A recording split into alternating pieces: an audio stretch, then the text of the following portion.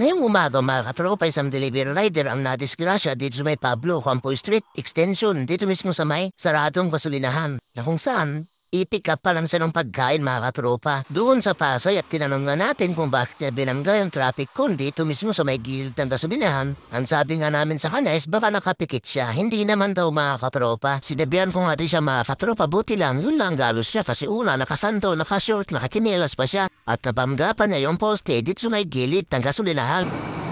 Pero hindi man ako nag-adlap. Talaga sumimplak lang. Sa pagod lang siguro. Hindi rin. Sumimplang lang talaga. Sino mula yung mata mo? Ganyan na talaga yun. May katarata ko patay. Merong katarata. Inom ka pala. Inumin mo. Hindi, inumin mo na yan.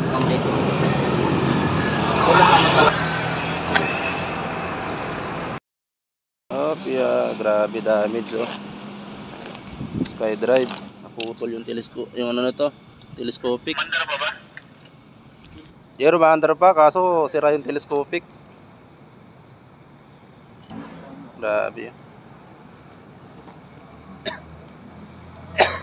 Wasak talaga eh.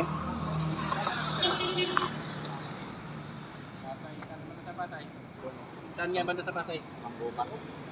Manggupat Street. Panggabi ka panjute? Ah, kaya pala.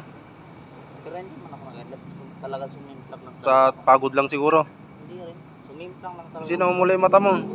Ganyan na talaga yun. May katarata ko patay. Merong katarata. So yun mga kapatid.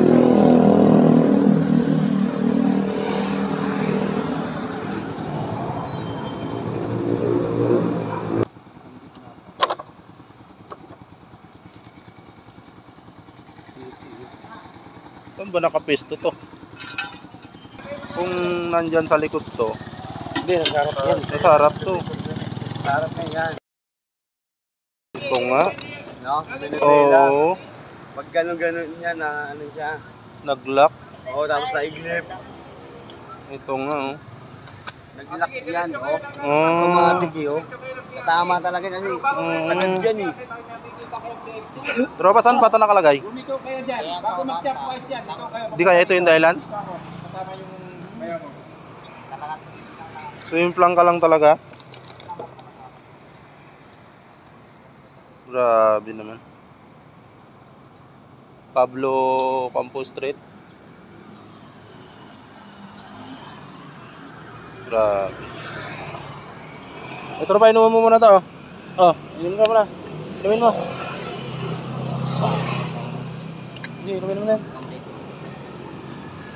Ang sabi nga niya, masakit daw yung kamay niya. Kaya naman hinidot ko muna mga katropa dahil sa oras na yan ay naka-duty pa ako. Dahil nga tapat lang naman ang pinagkatrabawan ko, ay tumulong na ako dahil na alam naman natin, ang bawat isa sa atin ay may nag-aantay na pamilya. Sabi nga niya, buti na lang wala siyang kasabay na motor at silpak-sinit lang ang nangyari sa kanya. Ano lang? Tapos ito lamok siyempre. Impact yung alam. Bukas yan, maranda mo kung hanggang bukas pa yan. Oo. Matindi Oo. yung nangyari. Kasi sigurado yan.